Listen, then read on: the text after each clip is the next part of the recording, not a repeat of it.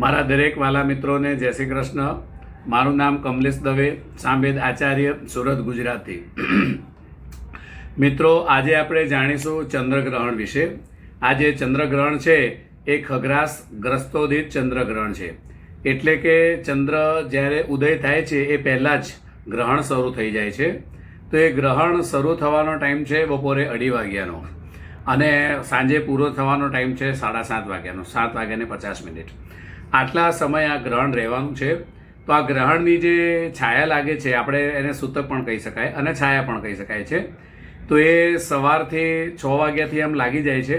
પણ અમુક જગ્યાએ જ્યારે કોઈ જગ્યાએ વધારે દેખાવાનું છે, કોઈ જગ્યાએ ઓછો સમય દેખાવાનો છે, બધાના સમય અલગ અલગ છે.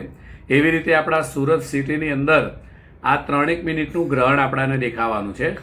તો ઘણા જે મોટા મંદિરો હોય છે એમાં વહેલે તકે મંદિર બંધ કરશે, કારણ કે ઘણા બધા ભક્તો આવે તો પછી બધા ભક્તોને પાછા બહાર નીકળવા માટેની વ્યવસ્થા બધી કરવી પડે છે.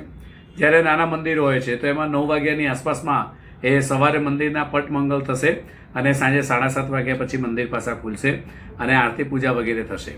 તો આ જે ચંદ્રગ્રહણ છે એ ચંદ્રગ્રહણમાં મિથુન રાશિ, તુલા રાશિ, વૃશ્ચિક રાશિ અને મીન રાશિ, આ 4 રાશિઓના માટે ખૂબ જ સુખકારક છે.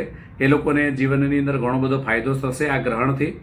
તો આ જે રાશિ છે મિથુન, તુલા, વૃશ્ચિક અને મીન, એ લોકોએ ચંદ્રગ્રહણ દરમિયાન ભગવાનના જાપ કરવા જોઈએ, ભગવાનનો હવન કરવો જોઈએ, ભગવાનની માનસિક રૂપે કંઈક તમારે પુરાણ વાંચવું હોય તો તે પણ તમે વાંચી શકો છો અને એ વાંચવાથી તમને ઘણા બધા ફાયદા થાય છે.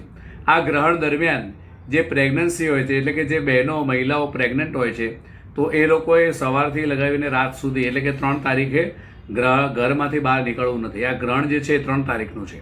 તો ગ્રહણના સમયે બહાર નીકળવું ન જોઈએ. ગ્રહણની છાયા શરૂ થઈ જાય તે પહેલાં આપણે કંઈક ખાઈ પી લેવું જોઈએ અને ગ્રહણ પતે પછી જ જમવું જોઈએ. અને જ્યારે ગ્રહણનો સમય હોય છે એ સમયે જે પ્રેગ્નેન્ટ મહિલાઓ હોય છે, બહેનો હોય છે, એ લોકોએ પોતાના ગોદની અંદર, એટલે કે દુપટ્ટાથી અથવા સાડી પહેરેલી હોય તેમાં શ્રીફળ મૂકીને આપણે બેસી રહેવાનું હોય છે અને ભગવાનના જાપ કરવાનો હોય છે.